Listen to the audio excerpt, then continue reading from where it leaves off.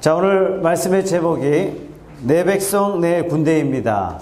오늘 말씀을 통해서 평상시 귀신에 사로잡혀서 두려우신 분, 악몽에 사로잡히신 분, 마귀의 두려움 때문에 걱정하고 염려하시는 분, 오늘 말씀을 통해서 말끔히 해결되는 놀라운 아침이 되시기를 주님의 이름으로 축복합니다. 오늘 모세가 사명을 받아서요, 바로에게 갑니다. 하나님이 주신 메시지가 뭐냐면 내 백성을 보내라. 이 음성을 바로에게 전달하기 위해서 바로에게 가죠. 이미 바로는요 5장에 이렇게 대답합니다. 아니, 여호와가 누구냐? 도대체 여호와가 누구길래 내가 그 말을 듣고 이스라엘을 내보내겠느냐? 그럴 수 없다. 자, 이때부터 하나님께서 여호와 되심을 이스라엘과 애굽 사람들에게 명백히 보여줄 필요가 있는 거죠. 전도하다 보면 가끔 그런 얘기해요. 아니, 하나님 계시냐? 계시면 보여줘 봐라. 이렇게 말하는 사람을 정말 자주 만납니다. 그럼 어떻게 해요? 하나님 살아계심을 보여줘야 돼요. 누구를 통해서? 하나님이 나를 통해서 보여줄 필요가 있는 거예요. 그러니까 여러분들은 하나님의 살아계심을 증명해야 할 하나님의 사람인 줄로 생각하셔야 돼요. 여러분들이 하나님의 살아계심을 체험하셔야 됩니다. 그런데 이 사실은요, 바로가 나중에 궁극적으로 무릎을 꿇고 입으로 시인하게 돼요. 여호와는 정말 신이시다. 고백하게 됩니다. 이런 모든 과정은 영적인 전투 아니고서는 불가능한 거예요. 하나님께서 오늘 모세를 부르셨는데 하나님의 대리자로 부르셔서 하나님의 대리자로 바로에게 보내십니다. 바로는 어떤 사람이냐면 사탄의 대리자예요. 실제적으로 이 싸움은 어떤 싸움이냐면 바로와 모세의 싸움이 아니라 하나님과 사탄의 싸움이란 얘기예요. 그래서 이 전쟁을 무슨 전쟁이라 그러면 영적 전쟁이라고 이야기하는 것입니다. 그래서 하나님께서 모세를 그냥 보내시지 않고 어떻게 보내시냐면 1절 말씀입니다. 여호와께서 모세에게 이르시되 볼지어다 내가 너를 바로에게 신같이 되게 하였은즉 내 형 아론은 내 대언자가 되리니. 하나님께서 모세를 어떻게 세우셨다고요? 바로 앞에 신같은 존재로 부르셨다는 사실이에요. 이미 모세는 이렇게 대답하죠. 6장 30절도 보여주세요.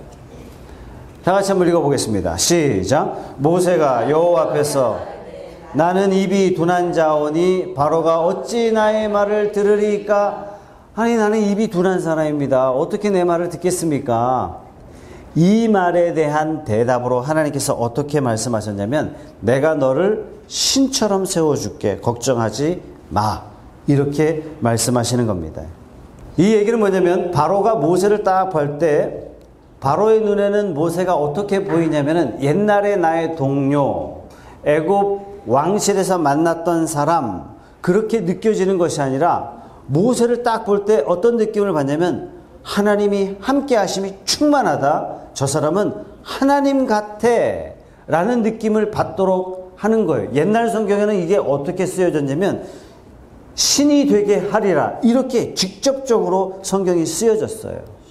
마찬가지로 하나님께서 저와 여러분들을 이 세상에 하나님의 대리자로 세우신 줄로 믿으시기 바랍니다. 성도는요, 비겁해도 안 돼요. 비굴해서도 안 돼요. 이 세상에 대해서 당당해야 할 하나님의 대리자로 하나님이 성도를 세우신다는 사실이에요. 4장 6절, 16절 말씀 한번 보겠습니다. 이미 하나님께서 모세를 세우실 때 이렇게 말씀하셨어요. 다 같이 읽어보겠습니다. 시작. 그가 너를 대신하여 백성에게 말할 것이니 그는 내 입을 대신할 것이요 너는 그에게 하나님같이 되리라. 이거 누구에게 말씀하신 거냐면요, 아론에게 말씀하셨어요. 하나님께서 아론에게도 어떻게 말씀하셨냐면 모세는 너에게 신과 같은 존재다. 아론이 누구라고요? 모세 형님이에요. 하나님께서 모세를 이와 같이 하나님과 같은 존재로 세워주시는 것입니다. 요한복음 10장 34절 35절의 말씀 다 같이 한번 읽어보겠습니다. 예수님께서도 이렇게 말씀하셨어요. 시작. 예수께서 이르시되 너희 율법에 기록된 바 내가 너희를 신이라 하였노라 하지 아니하였느냐? 성경은 패하지 못하노니 하나님의 말씀을 받은 사람들을 신이라 하셨거늘. 하나님께서요, 하나님의 말씀을 받은 자를 예수님이 어떻게 말씀하셨냐면 신이라. 시편 75편 6절 7절 말씀 다 같이 한번 읽어보겠습니다. 시작. 무릎 높이는 일이 동쪽에서나 서쪽에서 말미암지 아니하며 남쪽에서도 말미암지 아니하고 오직 재판장이신 하나님이 이를 낮추시고 저를 높이시느니라. 세상의 권위는요, 세상의 방법이 있어요. 그죠? 그러나 하나님이 세우시는 권위의 방법은 다르다는 얘기예요. 동쪽에서도 남쪽에서도 서쪽에서도 북쪽에서도 남이 없다. 하나님이 높이시면 높이시는 거고 하나님이 낮추시면 낮추신다는 것이 그런 뜻입니다. 모든 권위는 하나님으로부터 말미암아요. 모든 영적인 권위는 하나님의 말씀에서 나오는 것입니다. 그런 의미에서요, 설교자는 정말 복된 직분이 아닐 수가 없어요. 왜요? 하나님의 권위의 사역이에요. 하나님의 말씀의 사역이에요. 하나님을 대신한 사역이에요. 이 사역은 목회자뿐만 아니라 장차 우리가 훈련을 받아서 하나님의 말씀을 들고 설 때 하나님이 저와 여러분 모두를 하나님의 권위자로 이 땅에 저와 여러분들을 세워주실 줄로 믿습니다. 그렇기 때문에 우리의 경험으로 말할 수 없는 거예요. 우리의 철학으로 말할 수 없는 거예요. 오직 살아계신 하나님의 영적 권위, 하나님의 말씀으로 세워지는 것입니다. 그래서 이 땅을 살아가는 성도는 하나님의 말씀에 사로잡히면 세상에 대해서 하나님이 어떻게 세워주시냐면 신과 같이 세워주겠다는 얘기예요. 세상에 그 무수한 권위를 가진 자도 하나님의 말씀에 사로잡힌 자를 어떻게 본다고요? 무서워 떨도록 하나님께서 세워주신다는 사실입니다. 그런 의미에서 여러분 올해 꼭 성경을 일독하시기 바랍니다. 성경을 꼭 읽으시고 하나님의 말씀에 사로잡힌 저와 여러분 다 되시기를 바랍니다. 오늘 특별히 4절 말씀에 하나님께서 이스라엘 백성들을 굉장히 독특한 표현으로 묘사하세요. 4절 말씀 다 같이 한번 읽어보겠습니다. 시작. 바로가 너희의 말을 듣지 아니할 터인즉 내가 내 손을 애굽에 뻗쳐 여러 큰 심판을 내리고 내 군대 내 백성 이스라엘 자손을 그 땅에서 인도하여 낼지라. 하나님의 말씀 중에 특별히 오늘 말씀에 바로의 노예로 살았던 430년 노예는 뭐냐면은 뼛속 깊이까지 노예라는 얘기예요. 이런 노예로 살았던 이스라엘 백성들을 향해서 하나님께서 굉장히 독특한 표현을 하시는데 그 표현이 뭐냐면 내 백성 내 군대라는 얘기예요. 이 표현은요 구약시대 계속 나오는데 특히 출애굽기 12장 한번 보겠습니다. 17절 41절 말씀에도 하나님께서 이스라엘을 지칭하시기를 뭐라고 표현하냐면 내 군대라고 말씀하세요. 같이 읽어보죠. 시작. 너희는 무교조를 지키라. 이날에 내가 너희 군대를 애굽 땅에서 인도하여 내었음이니라. 그러므로 너희가 영원한 규례로 삼아 대대로 이 날을 지킬지니라. 430년이 끝나는 그날에 여호와의 군대가 다 애굽 땅에서 나왔은즉. 하나님께 성경을 기록하는 성경의 기록자가 이런 표현이 조금 그렇지만 찌질이 같고 못났고 형편없고 부족한 이스라엘 사람들을 향해서 하나님이 굉장히 독특한 표현을 하시는데 내 백성 내 군대라는 얘기예요. 교육도 받지 않았어요. 훈련도 되지 못했어요. 역시 노예된 그 삶의 모습이 여전히 남아있어요. 대물림되고 있어요. 그것을 뻔히 알고도 하나님은 이스라엘 백성들을 향해서 뭐라고 표현하셨냐면 내 백성 내 군대 이렇게 말씀하세요. 내 백성 되었기 때문에 하나님이 선택하였기 때문에 우리는 뭐라고 얘기하냐면 선민 이렇게 이야기합니다. 선택한 백성이란 얘기예요. 저와 여러분들 뭐라고 얘기하죠? 하나님으로 말미암아 구별되었기 때문에 거룩한 백성, 그래서 성도 이렇게 이야기합니다. 성도라는 표현은 하나님으로부터 구별되었기 때문에 성도예요. 이거 영어로 표현하면 saint예요. 성 베네딕토, 성 아우구스투스 이렇게 표현할 때 성 이렇게 붙여주죠. 그래서 캐톨릭은요 이 성도라는 성자를 함부로 안 붙여줘요. 인류의 족적을 남긴 사람에게 붙여줍니다. 그러나 오늘날 교회는 어떻게 이야기하냐면 예수로 말미암아 하나님의 거룩한 백성이 된 모든 사람들에게 성도라는 직분을 다 붙여주는 거예요. 가끔 우리가 외부에서 안 믿는 사람들을 만나면 이렇게 말하는 사람 여러분 들어보셨어요? 아이고 네가 무슨 성도냐. 이런 소리는 여러분 평생에 한 번도 안 들어보시기를 바랍니다.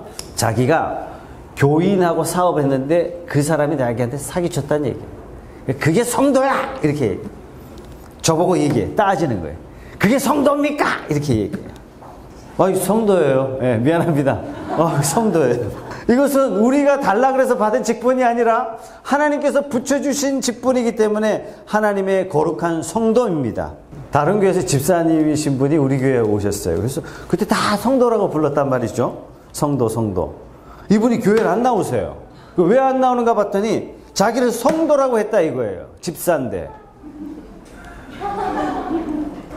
제가 교회를 개척하면서 어떻게 성도들에게 얘기했냐면 목사도 성도입니다. 그러니까 평일날 저를 그냥 성도라서 최석찬 성도님 이렇게 부르세요. 왜냐하면 성도라는 그 직분이 너무 귀하기 때문에 그래요. 성도라는 직분을 우리에게 주시기 위해서 예수 그리스도를 단번에 내어주셨어요. 하나님은 모든 걸 내어놓고 우리를 구별하셨단 말이죠. 그러니까 성도라는 직분이 오늘날 교회 안에 조금 하찮은 것처럼 직분 안 받은 사람 허투루 부르는 직분처럼 느껴지는 것 같아서 제가 너무 마음이 아파요. 성도는요 정말 복된 이름이에요. 또 하나 성도라는 이 이름은요 계급이 아닌 거예요. 교회 보면 집사보다 높은 게 권사고 권사보다 높은 게 안수집사고 안수집사보다 높은 게 장로고 장로보다 높은 게 목사고 이렇게 인식하는 경향이 너무나 많은 거예요. 내가 장로인데 그래서 제가 교회 개척하면서 기도하기를 하나님 제가 개척하는데 장로 권사는 제발 보내주지 마시라고. 누군가 와가지고 자기가 장로라고 얘기해요. 오늘날 다음 주에 여러분 장로가 오면 여러분 어떻게 하실 겁니까? 장로님 그러다가 장로님 말 한마디 하면 여러분들이 그 말에 권위에 그냥 눌린단 말이죠. 장로 그 교회 떠나면 평신도예요. 권사 그 교회 떠나면 평신도예요. 집사 그 교회 떠나면 평신도예요. 해마다 임명해요. 집사는. 오늘날 한국교회가 성도, 집사, 권사, 안수집사, 장로를 마치 계급처럼 생각하고 있기 때문에 이거는 굉장히 문제다. 그래서 가장 높은 직분이 뭐예요? 목사예요. 그러니까 목사를 하늘처럼 떠받아요. 목사가 불법을 자행해도 그걸 맞다라고 본다는 얘기예요. 그러니까 교주되는 거죠. 자, 그래서 이래서는 안 되겠다 해서 교회를 개척하면서 어떻게 우리 부를까? 우리 그리스도 안에 형제 자매이기 때문에 형제님 이렇게 부를까? 이게 보통 교회에서 그렇게 하거든요. 형제님이라는 호칭은요, 관계를 말하는 거지 호칭이 아니거든요. 그래서 형제이기 때문에 형님 이렇게 할까? 아우님 이렇게 하면 좋을까? 자매이기 때문에 언니 이렇게 서로 부를까? 여러 고민을 많이 했는데 교회 안에 직분상 목사도 있어야 되고 장로도 있어야 되고 집사도 있어야 되는 이 구분이 명확하게 필요하지만 우리 모두는 다 주님의 거룩한 신부인 줄로 믿습니다. 그렇기 때문에 우리는요 직분상 성도예요. 가장 거룩한 직분상 그 무엇과도 바꿀 수 없는 직분 성도라는 사실이에요. 마찬가지예요. 하나님께서 이스라엘 백성들을 왜 빼내시냐면 내 백성 삼기 위해서예요. 내 백성. 임금 삼기 위해서, 장군 삼기 위해서, 장교 삼기 위해서 뭐 그럴 수도 있어요. 그러나 본질적으로 하나님이 이스라엘 백성들을 왜 빼내시냐면 내 백성 삼기 위하여 빼내시는 것과 마찬가지로 하나님께서 저와 여러분들을 거룩한 직분, 성도라는 직분을 주신 줄로 믿습니다. 자, 지금 이스라엘 백성들은 성도답습니까? 지금 이스라엘 백성들 하나님의 군대답습니까? 한마디로 찌질해요. 형편없어요. 볼품이 없어요. 그런데 하나님께서는 내 백성 삼았단 말이죠. 내 군대 삼았어요. 여러분 군대의 특징이 뭐죠? 군대란 싸움하는 사람들입니다. 자, 그렇다면 무엇을 위한 싸움입니까? 누구를 위한 싸움입니까? 지금 노예된 이스라엘 백성들을 영광스러운 하나님을 위한 군대로 부르시는 것처럼 하나님께서 저와 여러분들을 하나님의 이름과 명예를 위해서 싸우는 사람으로 그의 나라와 그의 의를 위하여 싸우는 하나님의 백성으로 선한 싸움의 군사로 하나님께서 저와 여러분들을 부르셨습니다. 이 일에 대해서 바울이요 투철했어요. 디모데후서 2장 3절 4절 말씀 다 같이 한번 읽어보겠습니다. 시작. 너는 그리스도 예수의 좋은 병사로 나와 함께 고난을 받으라. 병사로 복무하는 자는 자기 생활에 얽매이는 자가 하나도 없나니 이는 병사로 모집한 자를 기쁘게 하려 함이라. 나주님의 기쁨 되기 원한다고 우리 노래하잖아요. 하나님의 군대란 뭐냐? 나는 군대예요. 일반 사람이 아니에요. 군인이기 때문에 부르신 자가 중요해요. 우리 민수기 9장 23절 말씀 다 같이 한번 읽어보겠습니다. 곧 그들이 여호와의 명령을 따라 진을 치며 여호와의 명령을 따라 행진하고 또 모세를 통하여 이르신 여호와의 명령을 따라 여호와의 직임을 지켰더라. 하나님의 백성인 동시에 우리는 하나님의 군대거든요. 하나님의 군대의 특징은 뭐냐면 이런 거예요. 군대로 모였기 때문에 제일 중요한 게 군령이에요. 장군의 명령이 중요하지 않습니까? 이스라엘 백성들이 살아가는 삶의 모습을 어떻게 딱 설명하고 있냐면 여호와의 명령을 따라서 진치고 여호와의 명령을 따라서 행진하고 여호와의 명령을 따라서 직임을 감당했더라라는 겁니다. 그러니까 광야를 살아가는 교회에 된 이스라엘 백성들에게 제일 중요한 것은 내 생각, 전통, 내 방법 이것보다도 우선해야 될 게 뭐냐면 하나님의 명령, 하나님의 명령, 하나님의 명령이라는 사실이에요. 민수기를 읽어보면 파란만장한데 굉장히 재미있어요. 왜 재미있냐면 놀랍게도 여호와의 명령을 딱 붙잡고 나아가면 이스라엘의 길이 순탄해요. 여호와의 명령을 딱 벗어나는 순간 그들 앞에 뭐가 있냐면 죽음이 기다리고 있다는 사실이에요. 좋은 군사, 좋은 백성은 어떤 사람이냐면 하나님의 말씀에 사로잡혀 있는 사람, 하나님의 명령에 순종하는 사람, 이 사람이 좋은 군사, 좋은 군대입니다. 그런 차원에서 올해 꼭 여러분 성경을 읽도록하시기 바랍니다. 이상하게 말씀이 반복되네. 말씀이 반복될 때는 하나님의 뜻인 줄 믿으시기 바랍니다. 하나님의 말씀이 묵상되어지지 않으면 자꾸 내 생각이 나가요. 올해는 어찌하든 간에 하나님의 말씀을 깊이 묵상하면서 하나님이 내 삶을 향하신 놀라운 축복된 말씀을 가슴에 새기시고 가슴에 새기시는 특별한 2017년도가 되시기를 바랍니다. 사단이 욥을 보고 이렇게 이야기합니다. 욥은 하나님이 복 주시니까 하나님 말씀 안에 있는 겁니다. 이렇게 이야기해요. 원래 이야기는 이렇게 시작되죠. 하나님이 사탄에게 이야기합니다.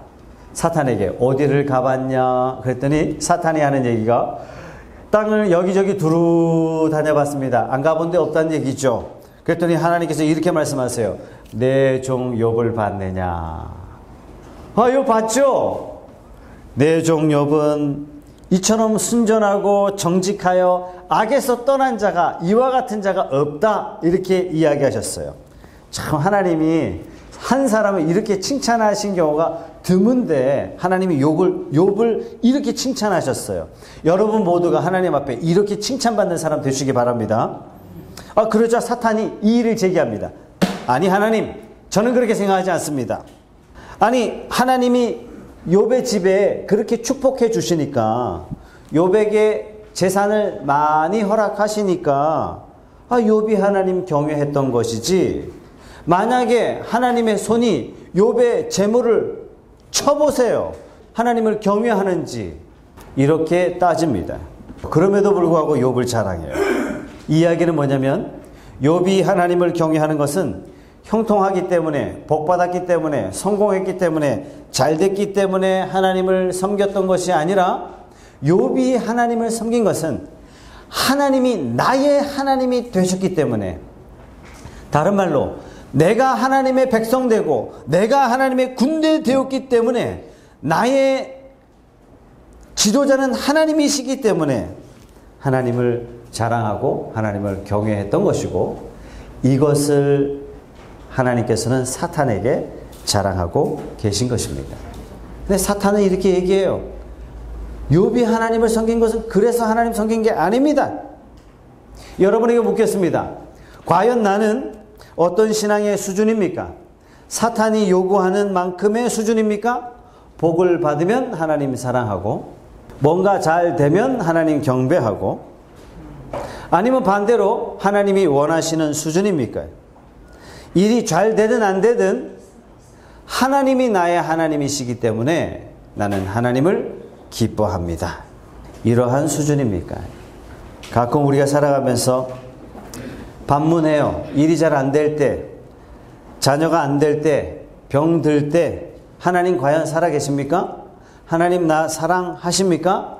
하나님 전능하신 분 맞나요? 이렇게 따질 때 있습니다. 딱 사탄이 요구하는 수준, 그 수준이에요. 잘 될 때는 인정하지만 잘 안 될 때는 인정하지 않아요. 그러나 하나님이 원하시는 수준은 그 수준이 아니에요. 상황에 관계없이 하나님이 나의 하나님이기 때문에 기뻐하고 찬양하는 거예요. 마치 사드락과 메삭과 아벳느고가 바벨론에 포로되었을 때 느부갓네살 왕이 금신상을 만들어서 나팔 불 때 다 이 금신상에 절해라 그랬을 때 다니엘과 사드락과 메삭과 아벳느고는 내가 절할 대상은 하나님 말고는 안 계십니다. 나팔을 불 때 전부 다 절할 때 다니엘과 사드락과 메삭과 아벳느고는요 뻣뻣하게 서 있었어요. 그래서 다 불러들여라. 왕 앞에 가서 다시 신문을 받습니다. 다시 한번 기회를 줄 테니까 너희들 순순히 말 들어 나팔 불 때 절해라. 다니엘과 사드락과 메삭과 아벳느고가 이렇게 이야기합니다. 긴 말이 필요 없습니다. 우리의 마음은 확정되어 있습니다. 우리가 경배할 대상은 오직 하나님밖에 안 계십니다. 풀무불 만들어놨어요. 기름가마 펄펄 끓게 만들어놓고 다시 한번 이야기하는데 절하지 않으면 집어넣을 거야. 다니엘과 사드락과 메삭과 아벳느고가 고백해요. 우리가 저 풀무불 가운데 들어간다 할지라도 나의 살아계신 하나님이 살려내실 것이고, 만약에 살려내지 아니하신다 할지라도 우리는 오직 하나님만 경배하겠습니다. 이것은요, 내가 원하는 바가 이루어지지 않아도, 내 기도가 응답되지 않아도 하나님은 나의 하나님이십니다 라는 믿음의 고백이에요. 나는 상황에 관계없이 여전히 하나님을 신뢰합니다 라는 믿음의 고백이에요. 놀랍게도 풀무불 가운데 하나님께서 다니엘과 사드락과 메삭과 아벳느고를 건지시고 찬양을 받으셨습니다. 하나님께서 사단에게 욥을 시험해봐라 이렇게 허락합니다. 대신에 욥의 생명만큼은 절대로 손대지 마라. 그 결과 욥이 가지고 있는 재산이 한순간에 날아갑니다. 낙타가 7천이에요, 여러분. 낙타 한 마리가 지금 시가로 5천만 원, 싼 게 2천만 원이에요. 여러분 집에 벤치 있는데 7,000대가 한순간에 태풍에 사라진 거예요. 낙타 그러니까 별로 반응 안 하시더니 벤치 그러니까 바로 반응하시네요. 종업원들이 한순간에 죽었어요. 자식들이 다 죽었어요. 그 건강하던 몸이 한순간에 일어서 기와장을 들고 몸을 벅벅 긁지 않으면 한순간도 참을 수 없을 만큼 몸에 악질이 생겼어요. 견딜 수가 없어요. 와이프가 뭐라고 이야기하냐면 당신이 믿는 하나님을 저주하고 죽어버려라 이런 저주를 퍼부어요. 이때 욥이 이렇게 고백합니다. 내가 적신으로 나왔으니 적신으로 돌아가리라. 내가 핏덩어리로 태어났으니 내가 지금 피 흘린 듯 이거 당연한 겁니다. 내가 피 흘리며 죽어도 이거는 마땅한 겁니다. 내가 빈손으로 왔으니 빈손으로 돌아가는 것이 당연합니다. 이거 원망의 내용 아닙니다. 이런 고백을 하고 있어요. 주신 자도 여호와시오 취하신 자도 여호와십니다. 내가 여호와를 찬양하리로다. 일이 잘 되기 때문에 만사 형통했기 때문에 하나님을 섬긴 것이 아니라, 그것이 상관없이 하나님을 경외하는 것은 하나님께서 나를 사랑하시고 나를 구원하시고 나의 생명 되시기 때문에 나는 하나님을 찬양합니다. 여러분 놀랍지 않습니까? 이렇게 하나님을 경외하는 마음이 있었기 때문에 하나님이 사탄에게 자랑해요. 너 욥 봤니? 욥만큼 순전하고 정직하여 악에서 떠난 사람이 욥과 같은 사람이 없어. 하나님이 욥을 사탄에게 칭찬하실 때 얼마나 그 마음에 흡족하셨을까요? 저와 여러분들이 다 그런 사람 되시기를 바랍니다. 하박국 3장 17절 18절 말씀 다 같이 한번 읽어보겠습니다. 비록 무화과 나무가 무성하지 못하며 포도나무에 열매가 없으며 감람나무에 소출이 없으며 밭에 먹을 것이 없으며 우리의 양이 없으며 외양간에 소가 없을지라도 나는 여호와로 말미암아 즐거워하며 나의 구원의 하나님으로 말미암아 기뻐하리로다. 마치 욥의 믿음이 하박국 선지자의 믿음하고 똑같아요. 뭐 때문에 기뻐해요? 소 때문에 기뻐하는 게 아니에요. 뭐 때문에 기뻐해요? 무화과 열매 때문에 기뻐하는 게 아니에요. 뭐 때문에 기뻐해요? 여호와 때문에 기뻐하는 거예요. 하나님 때문에 기뻐하는 거예요. 여러분 이때 당시에는 농경사회예요. 농경사회의 소, 양, 우리, 소출 정말 중요한 거예요. 제일 중요한 겁니다. 이것을 여러분 당신 왜 살아요? 밥 먹기 위해서 산대요. 당신 왜 살아요? 돈 벌기 위해서 산대요. 이게 천박한 대답이라는 사실을 모두가 알면서도 불구하고 자기는 돈 벌기 위해서 산다는 얘기예요. 그만큼 자본주의 이 사회의 소출은 통장은 무엇보다도 중요합니다. 그런데 나는 이것 때문에 기뻐하고 이것 때문에 슬퍼하는 것이 아니라 나의 기쁨의 근원은 오직 하나님 되십니다. 이렇게 고백하는 것입니다. 일과 관계없이 내게 주어진 상황과 관계없이 독생자를 십자가에 못 박으시고 나를 구원하신 그 하나님, 나를 사랑하신 그 하나님 때문에 나는 기뻐하고 감사합니다. 라는 이 신앙의 자세가 저와 여러분의 삶이 되시기를 바랍니다. 오늘 모세가 바로 앞에서 지팡이를 던집니다. 바로도 요술사들을 불러서 지팡이를 던지게 했더니 지팡이가 뱀이 됐어요. 표면적으로 모세와 바로가 만나서 싸우지만 이면적으로는 하나님과 사탄의 대결입니다. 모세의 지팡이가 바로의 지팡이들을 다 삼켜버렸어요.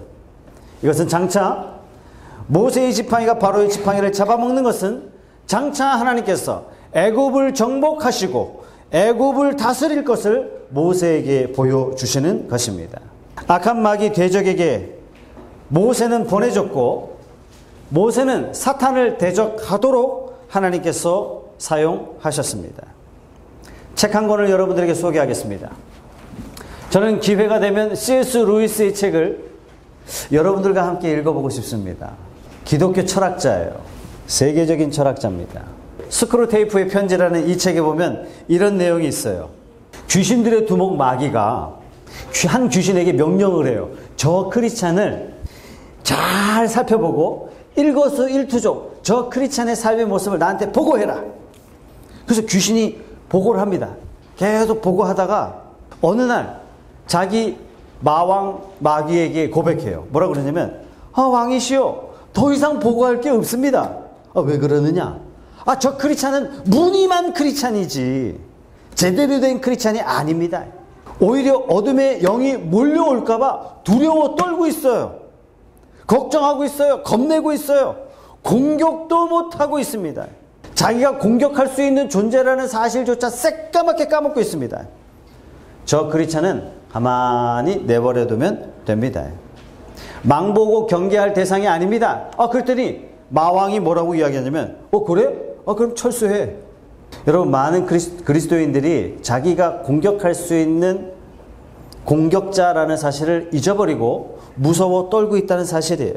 예수님께서는 십자가로 말미암아 모든 것을 저와 여러분들에게 승리로 바꿔 주셨습니다.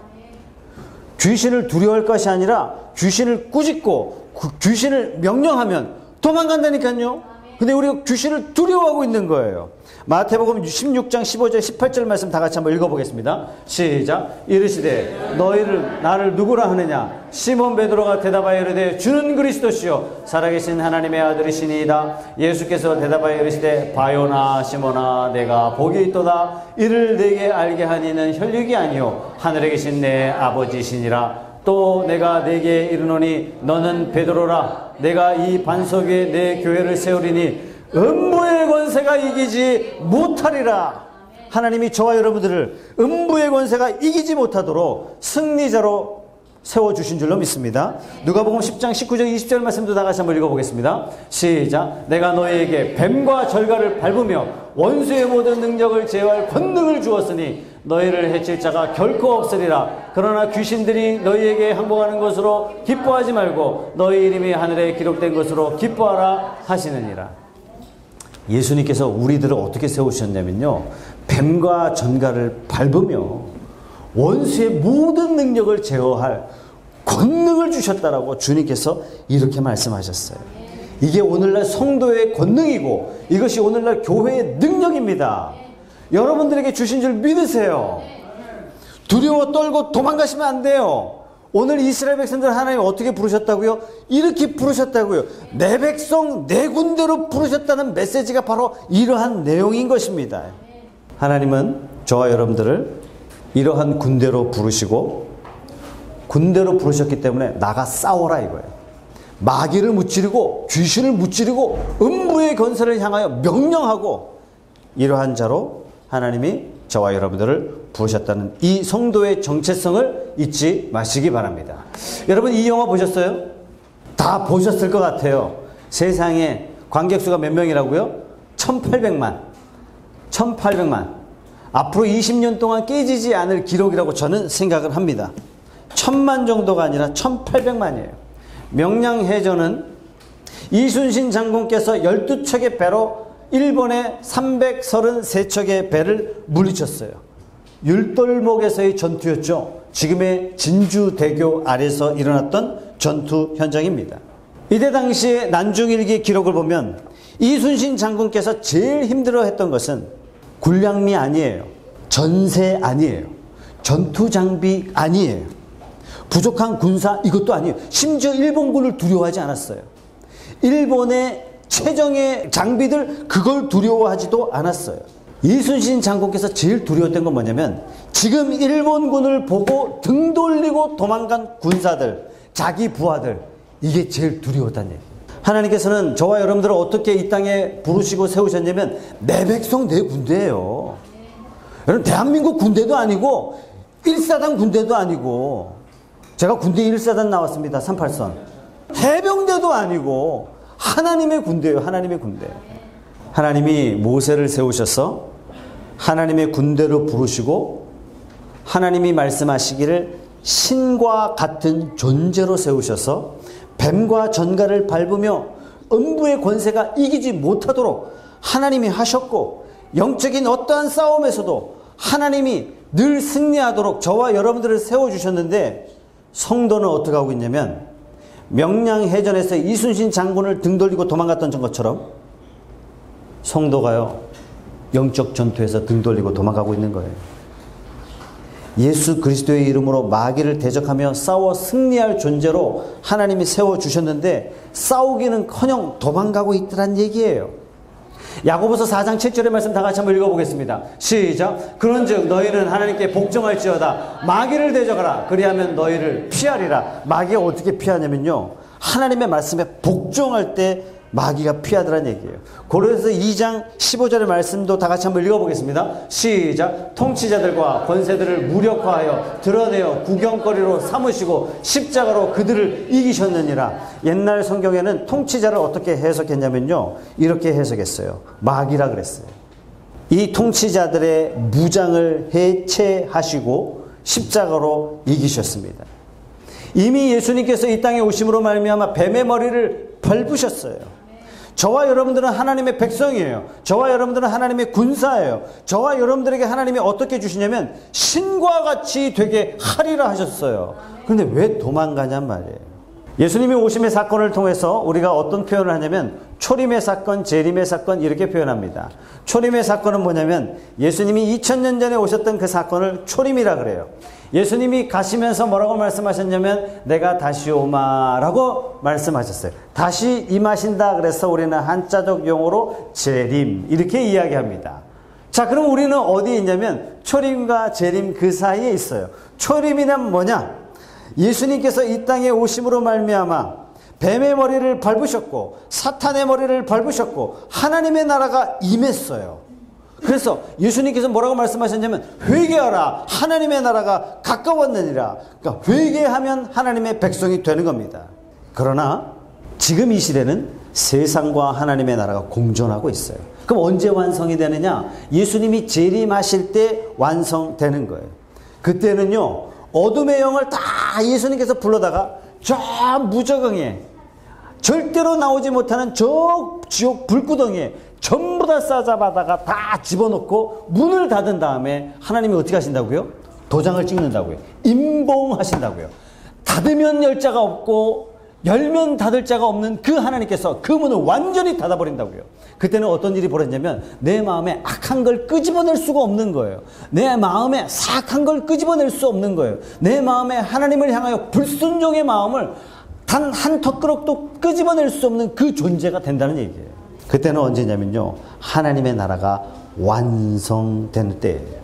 자, 지금은 초림 때이기 때문에 하나님의 나라가 임했고 재림 때 완성이니까 지금 아직 완성되지 않았을 뿐이지 하나님의 나라는 지금 진행되고 있는 것입니다. 자, 하나님의 나라가 진행되고 있는 이때에 하나님의 백성, 하나님의 군대로서 저와 여러분들은 이제 하나님의 나라를 선포하고 세상을 정복하고 어둠을 물리치고 마귀 사탄을 향하여 그리스도의 승리를 선포하고 어둠의 세력에 사로잡힌 자에게 이 복된 소식을 전달하는 일들을 지금 이 시대에 하는 거예요. 바로 이 시대에 하는 거예요. 지금 마음껏 주의 이름으로 어둠의 영을 정복하고 장악해서 하나님의 나라를 확장해 나가야 되는 것입니다. 지금 이때 제일 중요한 게 뭐냐면 이 복된 소식을 막 전하는 거예요. 이 전도예요. 이 선교예요. 예수님께서 부활 승천하시면서 온 유대와 사마리아와 땅끝까지 이르러 복음이 증거되도록 분부하신 이유가 바로 여기에 있는 것입니다. 그러한 의미에서 모세가요, 하나님의 말씀을 딱 붙잡고 아론이 지팡이를 바로 앞에 탁 던지는 거예요. 모세는 아무것도 없어요. 사막의 목동 출신이에요. 반면에 바로는 전 제국의 최고의 통수권자예요. 그 초라한 목동 출신이 전 제국의 통수권자 앞에 하나님의 말씀의 검을 던지고 있는 것입니다. 이것이 바로 성도의 모습이라는 사실이에요. 복음이라는 말을 헬라어로 이렇게 표현합니다. 유앙겔리온. 유앙겔리온. 이 헬라어 유앙겔리온은 어떤 뜻을 가지고 있냐면 대적에게 이기고 승리를 선포한다라는 메시지가 담겨 있는 것이 유앙겔리온 복음이라는 뜻입니다. 예수님이 이 땅에 오셔서 어둠에 사로잡힌 자에게 사망에 사로잡힌 자에게 승리를 주시고 대적에게 이김을 주시고 승리를 선포하셨다. 그래서 기쁜 뜻이다 라는 그런 의미에서 유앙겔리온 복음, 기쁜 소식 이렇게 되는 것입니다. 마귀를 이기고 사망을 이기고 어둠에 사로잡힌 자에게 예수를 믿으면 사망으로부터 해방되고 마귀로부터 해방되고 귀신으로부터 해방되고 질병으로부터 해방되고 모든 세상의 악한 것으로부터 해방된다는 이 기쁨의 소식을 전하는 것, 이것이 바로 복음이 되는 것입니다. 자, 이러한 삶을 살기 위해서 하나님의 백성으로서 하나님의 군대로서의 삶을 살기 위해서 오늘 저와 여러분들에게 세 가지 당부를 드리고 마치려고 합니다. 첫째, 기도의 삶을 삽시다. 예수님은 하나님의 아들이시면서도 새벽 미명에 기도하셨어요. 예수님은 하나님의 아들이면서도 일하기 전에 기도하셨습니다. 기도는 영적 세력을 무찌르는 가장 강력한 무기 중에 하나가 기도입니다. 여러분, 하루를 시작할 때 기도로 시작하세요. 여러분, 직장에 앉자마자 기도하시기 바랍니다. 오늘 하나님의 영이 강력하게 임하셔서 하나님이 친히 싸워 승리하시는 그런 영적 군사로서의 삶을 내가 오늘 살아가게 하여 주시옵소서. 이순신 장군이 이겨놓고 싸웠다 그랬어요. 기도란 뭐냐면 이겨놓고 싸우는 것이 바로 기도인 줄로 믿습니다. 예수님도 겟세마네 동산에서 기도하시고 십자가 지셨어요. 십자가 저 보시고 감당하신 것이 아니라 기도하시고 감당하셨습니다. 저와 여러분들이 휴가철 계획을 세울 뿐만 아니라 기도의 계획도 세우세요. 내가 이번 여름에 어떻게 내가 기도할까? 어떤 시간을 하나님 앞에 드리며 주님 앞에 나아갈까? 그래서 결실의 계절을 하나님의 이름으로 결실하는 그러한 삶을 내가 하나님 앞에 살아가야 되겠다. 이러한 기도의 결단이 일어나기를 주님의 이름으로 축복합니다. 두 번째, 말씀으로 나아가야 됩니다. 말씀은요, 영적인 무기예요. 공격용 검이 뭐냐면 하나님의 말씀이라 그랬습니다. 마태복음의 4장에 보면은 예수님도 마귀를 어떻게 물리치시냐면 말씀으로 마귀를 물리치셨어요. 귀신을 쫓아내는 힘은 하나님의 말씀인 줄로 믿습니다. 왜 여러분 아담이 에덴 동산에서 실패했습니까? 말씀을 들었지만 말씀을 자의적으로 해석했어요. 말씀을 가슴에 새기지 않았어요. 대충 알았어요. 대충. 하나님의 말씀을 대충 알았던 대표적인 존재가 뭐예요? 신천지 아닙니까? 신천지. 자기 마음대로 해석해요. 하나님의 말씀을 자기 식대로 적용해요. 그러나 하나님의 말씀에 딱 붙잡혀 있으면 이것이 승리의 원동력이 될 줄로 믿습니다. 하나님이 가나안 땅에 들어가는 여호수아에게 어떤 당부를 하시냐면 무기를 잘 갈아라. 창의 전쟁이니까 창끝을 잘 갈아. 탱크를 만들어라. 비행기를 만들어라. 하나님 그런 말씀 하시지 않으세요? 너 가나안 땅 들어가거든.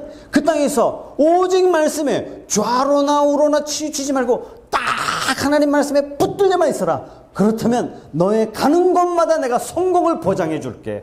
하나님이 우리에게 오늘 이렇게 말씀하세요. 너의 사업의 성공과 실패가 어디 있느냐? 오직 하나님의 말씀에 있다. 말씀에 사로잡혀 있어라. 그렇다면 내가 너의 인생에 경험하지 못할 전무후무한 성공을 너에게 반드시 주겠다.